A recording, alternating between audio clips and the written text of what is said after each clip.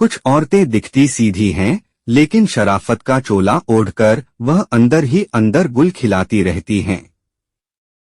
एक बेटे की मां कमलप्रीत भी ऐसी ही थी, पर जब तक उसकी सच्चाई सामने आई तो तब तक उसका घर उजड़ चुका था। दोस्तों, ये कहानी बड़ी ही हैरान और परेशान कर देने वाली है। एक ऐसी औरत की कहानी है जो दिखने में बड़ी भोली भाली दिखती थी, बहुत सुलझी हुई औरत मालूम होती थी, लेकिन जब उसकी सच्चाई लोगों के सामने आई तो लोगों के होश उड़ गए।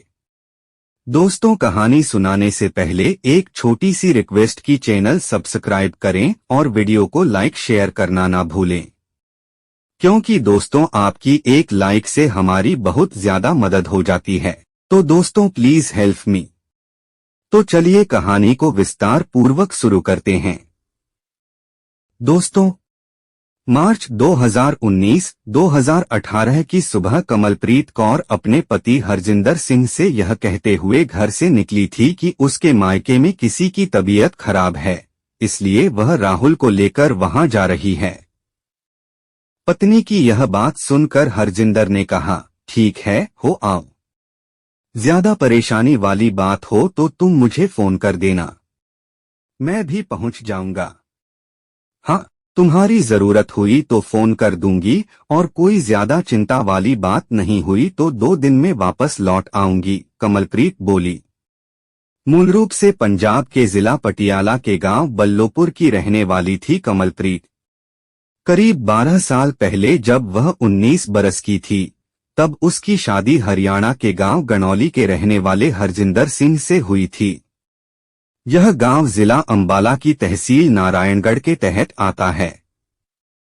शादी के ठीक 1 साल बाद कमलप्रीत ने एक बेटे को जन्म दिया, जिसका नाम राहुल रखा गया। इन दिनों वह गांव के सरकारी स्कूल में 5वीं कक्षा में पढ़ रहा था। हरजिंदर का अपना खेतीबाड़ी का काम था, जिसमें वह काफी व्यस्त रहता था। कमलप्रीत घर पर रहते हुए चौके चूल्हे से लेकर सब काम संभाले हुए थी। जो भी था, सब बड़े अच्छे से चल रहा था। पति पत्नी में खूब प्यार था। दोनों में अच्छी अंडरस्टैंडिंग भी थी। दोनों अपने बच्चों का भी सलीके से ध्यान रखे हुए थे। काफी दिनों से राहुल पिता से कहीं घुमा लाने की जिद कर रहा था, तो पिता ने उससे पक्का वादा किया था कि वह उसके इम्तिहान खत्म होने के बाद उसे 2 दिन के लिए घुमाने शिमला ले चलेगा। मगर पेपर खत्म होने के अगले रोज ही उसे अपनी मां के साथ नानी के यहाँ जाना पड़ गया। पत्नी के मायके जाने वाली बात पर हरजिंदर को कोई परेशानी वाली बात नहीं थी। पति की निगाह में कमलप्रीत एक सुलझी हुई मेहनती औरत थी, जो ससुराल के साथ साथ अपने मायके वालों का भी पूरा ध्यान रखती थी। सुख दुख में वह अपने अन्य रिश्तेदारों के यहाँ भी अकेली आया जाया करती थी। कुल मिलाकर बात यह थी कि हरजिंदर को पत्नी की तरफ से कोई चिंता नहीं थी। इसलिए जब वह 19 मार्च को बेटे के साथ मायके के लिए घर से अकेली निकली तो हरजिंदर ने कोई चिंता नहीं की। उसी रोज शाम के समय हरजिंदर ने पत्नी को यूं ही रूटीन में फोन करके पूछा, हाँ कमल, पहुंचने में कोई परेशानी तो नहीं हुई? बल्लोपुर पहुंचकर तुमने फोन भी नहीं किया। हाँ, वो ऐसा है कि अभी मैं बल्लोपुर नहीं पहुंच पाई, कमलप्रीत बोली तो उसकी आवाज में हकलाहट थी।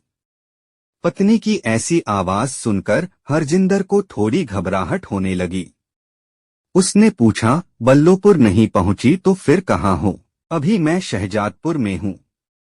किसी जरूरी काम से मुझे यहाँ रुकना पड़ गया, कमलप्रीत ने पहले वाले लहजे में ही जवाब दिया। शहजादपुर में ऐसा क्या काम पड़ गया तुम्हें? वहां तुम किसके यहाँ रुकी हो? सब ठीक तो है न? बताओ, कोई परेशानी हो तो मैं भी आ जाऊं क्या? सब ठीक है, घबराने वाली कोई बात नहीं है। अच्छा, मैं फ्री होकर अभी कुछ देर बाद फोन करती हूँ, तब सब कुछ विस्तार से भी बता दूंगी। कहने के साथ ही कमलप्रीत की ओर कॉल डिस्कनेक्ट कर दी गई। लेकिन हरजिंदर की घबराहट बढ़ गई थी। उसने कमलप्रीत का नंबर फिर से मिला दिया, पर अब उसका फोन स्विच्ड ऑफ हो चुका था। अचानक यह सब होने पर हरजिंदर का फिक्रमंद हो जाना लाजिमी था। कुछ नहीं सूझा तो उसने उसी समय अपनी ससुराल के लैंडलाइन नंबर पर फोन किया। यहां से उसे जो जानकारी मिली उससे उसके पैरों तले की जमीन सरक गई। ससुराल से उसे बताया गया कि यहाँ तो घर में कोई बीमार नहीं है और न ही कमलप्रीत के वहां आने की किसी को कोई जानकारी थी। अब हरजिंदर के लिए 1 मिनट भी रुके रहना संभव नहीं था। उसने अपनी मोटरसाइकिल उठाई और शहजादपुर की ओर रवाना हो गया। रास्ते भर वह कमलप्रीत को फोन भी मिलाता रहा था, पर हर बार उसे फोन के स्विच्ड ऑफ होने की ही जानकारी मिलती रही। आखिर वह शहजादपुर जा पहुंचा। पत्नी और बच्चे की तलाश में उसने उस गांव का चप्पा चप्पा छान मारा, मगर पत्नी और बेटे राहुल के बारे में कोई जानकारी नहीं मिली। वहां से वह मोटरसाइकिल से ही अपनी ससुराल बल्लोपुर चला गया। कमलप्रीत को लेकर वहां भी सब परेशान हो रहे थे। इसके बाद तो हरजिंदर सिंह और उसकी ससुराल वालों ने कमलप्रीत व राहुल की जैसे युद्धस्तर पर तलाश शुरू कर दी, मगर कहीं भी दोनों मां बेटे के बारे में जानकारी हाथ नहीं लगी।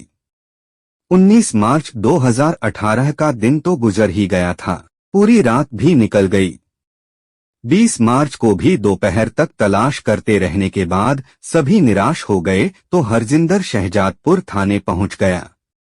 थाना प्रभारी शैलेंद्र सिंह को उसने पत्नी और बेटे के रहस्यमय तरीके से गायब होने की जानकारी दे दी। थाना प्रभारी ने कमलप्रीत और उसके बेटे राहुल की गुमशुदगी दर्ज कर ली। पुलिस ने अपने स्तर से दोनों मां बेटे को ढूंढने की कार्रवाई शुरू कर दी। देखते देखते इस बात को 1 सप्ताह गुजर गया, मगर पुलिस भी इस मामले में कुछ कर पाने में असफल रही।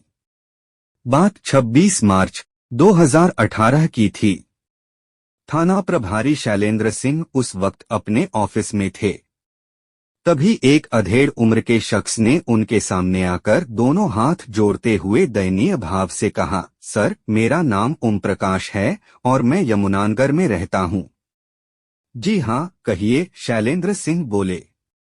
अब क्या कहूँ सर, एक भारी मुसीबत आन पड़ी है हमारे परिवार पर। हाँ, बताइए, क्या परेशानी है? थाना प्रभारी ने कहा। सर, मेरा एक भांजा है नीटू। उम्र उसकी करीब 21 साल है। किसी बात पर उसका एक औरत से झगड़ा हुआ और हाथापाई में वह औरत मर गई।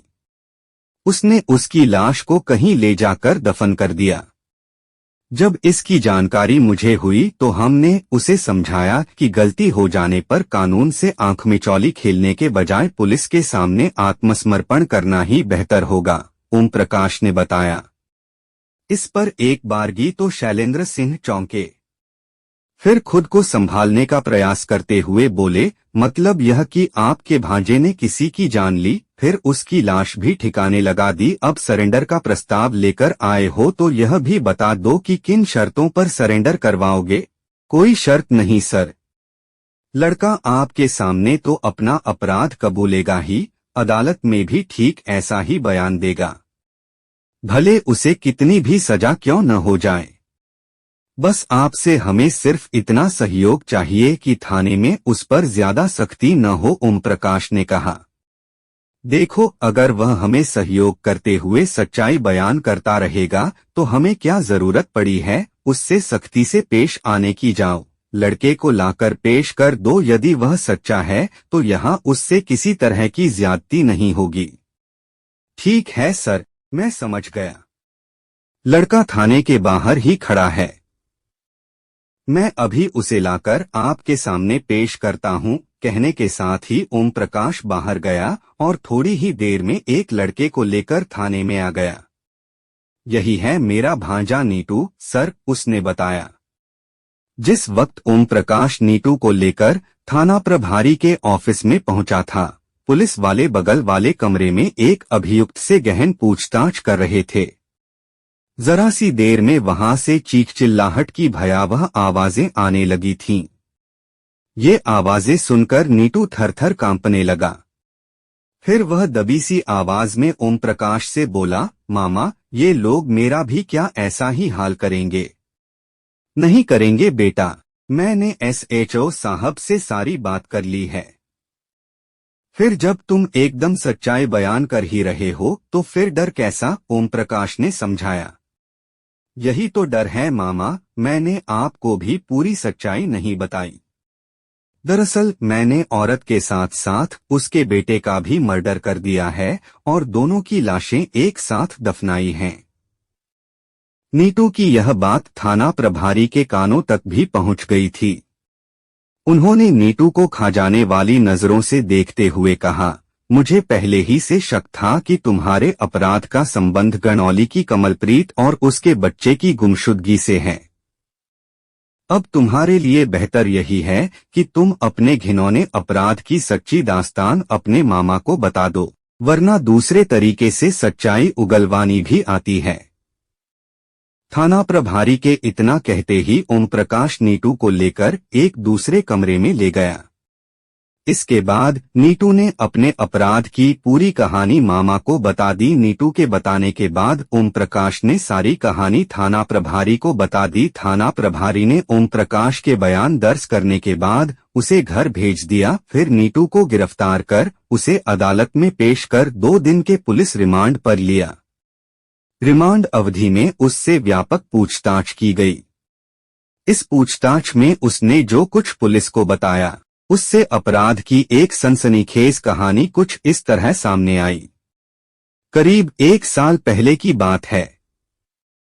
अपनी रिश्तेदारी के एक शादी समारोह में शामिल होने के लिए कमलप्रीत अकेली नारायणगढ़ के बड़ा गांव गई थी। वहां जब वह नाचने लगी तो एक लड़के ने भी उसका खूब साथ दिया। उसने बहुत अच्छा डांस किया था। इस डांस के बाद भी दोनों एक साथ बैठकर बतियाते रहे। लड़के ने अपना नाम सुमित उर्फ नीतू कहते हुए बताया कि यूं तो वह शहजादपुर का रहने वाला है, मगर बड़ा गांव में किराए का कमरा लेकर एक कंपटीशन की तैयारी कर रहा है। कमलप्रीत उसकी बातों से तो प्रभावित हो ही रही थी, उसका सेवा भाव भी उसे खूब पसंद आया। कमलप्रीत तो थक हार कर एक जगह बैठ गई थी। पार्टी में खाने की जिस चीज का भी उसने जिक्र किया वह लाकर उसे वहीं बैठी को खिलाता रहा। इसी तरह काफी रात गुजर जाने पर कमलप्रीत को नींद सताने लगी। नीतू ने सुझाव दिया कि वह उसे अपने कमरे पर छोड़ आता है, जहां वह बिना किसी शोर शराबे के आराम से सो सकती है। थोड़ी झिझक के बाद वह मान गई। अब तक नीतू को भी नींद आने लगी थी। कमरे में चारपाई पर कमलप्रीत को सुलाने के बाद वह खुद भी जमीन पर दरी बिछाकर सो गया। आगे का सिलसिला शायद इनके वश में नहीं था। रात के जाने किस पहर में दोनों की एक साथ आंखें खुलीं और बिना आगे पीछे की सोचे दोनों एक दूसरे में समा गए। कमलप्रीत से नीतू 10 साल छोटा था।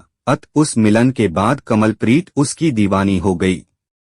इसके बाद यही सिलसिला चल निकला। दोनों किसी न किसी तरीके से कहीं न कहीं मौज मस्ती करने का तरीका निकाल लेते। देखते देखते 1 बरस गुजर गया। अब कमलप्रीत ने नीतू से यह कहना शुरू कर दिया था कि वह अपने पति को तलाक देकर उससे शादी कर लेगी। मौज मस्ती तक तो ठीक था। कमलप्रीत की इस बात ने उसे नीतू को परेशान कर डाला। नीतू ने इस परेशानी से छुटकारा पाने के लिए आखिर मन ही मन यह निर्णय लिया कि वह कमलप्रीत को अच्छी तरह से समझाएगा। फिर भी न मानी तो वह उसका खून कर देगा। इसके लिए उसने एक चाकू भी खरीद कर रख लिया था। 19 मार्च 2018 की सुबह कमलप्रीत उसके यहाँ आ धमकी। उसके साथ एक लड़का था जिसे उसने अपना बेटा बताया। आते ही उसने कहा कि वह अपने पति को हमेशा के लिए छोड़ आई है। आगे वह उससे शादी करके अपने लड़के सहित उसी के साथ रहेगी। नीतू ने उसे समझाने की कोशिश की। लगातार समझाते समझाते पूरा दिन और सारी रात भी निकल गई, मगर वह अपनी जिद पर अड़ी रही। तो 20 मार्च को नीतू ने चाकू से कमलप्रीत की हत्या कर दी। यह देखकर उसका लड़का राहुल सहम गया, मगर वह इस मर्डर का चश्मदीद गवाह बन सकता था, इसलिए नीतू ने चाकू से उसका भी गला रेत दिया। दोनों लाशों को कमरे में छिपाकर नीटू अमृतसर चला गया। वहां गोल्डन टेम्पल में उसने वाहेगुरु से अपने इस गुनाह की माफी मांगी। रात में वापस आकर बड़ागाम के पास से गुजर रही बेगना नदी की तलहटी में दोनों लाशों को दफन कर आया। इसके बाद वह अपने मामा के पास यमुनानगर चला गया, जिन्होंने उसे पुलिस के सामने सरेंडर करने का सुझाव दिया था। पुलिस ने उसकी निशानदेही पर न केवल चाकू बरामद किया बल्कि दोनों लाशें भी खोज लीं, जो जरूरी कार्रवाई के बाद पोस्टमार्टम के लिए भेज दी। कस्टडी रिमांड की समाप्ति पर नीटू को फिर से अदालत में पेश करके न्यायिक हिरासत में अंबाला की केंद्रीय जेल भेज दिया गया था। कथा पुलिस सूत्रों पर आधारित